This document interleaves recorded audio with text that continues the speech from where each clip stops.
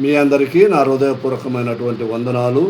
ఈ దినము లేఖన భాగము ద్వితీయోపదేశ కాండము 8వ అధ్యాయము 18వ వచనము చివరి భాగములో మనము చూస్తే, మీరు భాగ్యము సంపాదించుకొనుటకై మీకు సామర్థ్యము కలుగజేయువాడు ఆయనే అని మన ఆది పితరులైనటువంటి ఇశ్రాయేలు ప్రజలకు మన తండ్రి అయినటువంటి దేవుడు చెప్పినటువంటి మాట.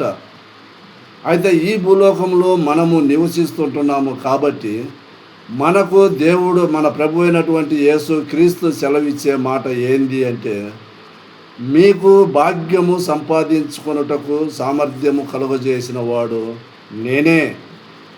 కాబట్టి నా ద్వారానే నీకు శక్తి, బలము, జ్ఞానము, బుద్ధి, జ్ఞానము, సర్వ సంపదలు అన్నీ కూడా నేనే ఇస్తున్నాను అని మన ప్రభు అయినటువంటి యేసు క్రీస్తు చెప్తున్నటువంటి మాటను. అయితే మనము ఏమనుకుంటున్నామంటే, అయితే మీరు మా సామర్థ్యము, మా బాహుబలము, ఇంత భాగ్యము మాకు కలుగజేసినని అనుకొందురేమో, దేవుడు అనుగ్రహించినాడని మనము మర్చిపోతున్నాము.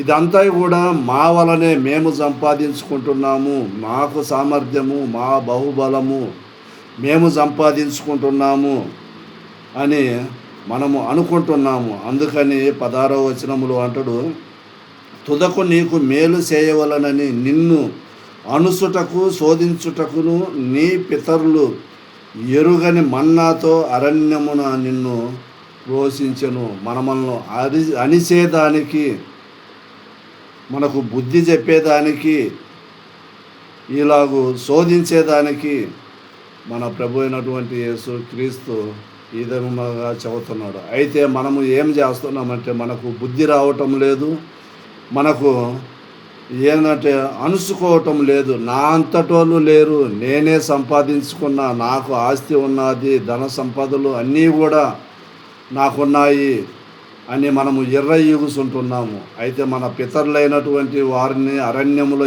ఎలాగైతే దేవుడు అనిసిండో, మనము ఎర్రయ్యిగినట్లయితే మనమల్ని కూడా అనుస్తాడు.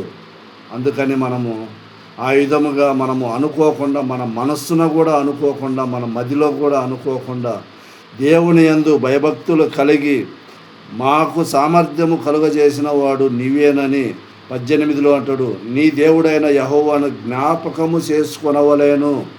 మనము జ్ఞాపకము చేసుకొని ఆయన రెక్కల కింద మనము అణిగి మణిగి ఉన్నట్లయితే దేవుడు మనకు సంపాదించుకున్నటకు ఆయనే మనకు పోషించేదానికి కృపను అనుగ్రహిస్తాడు.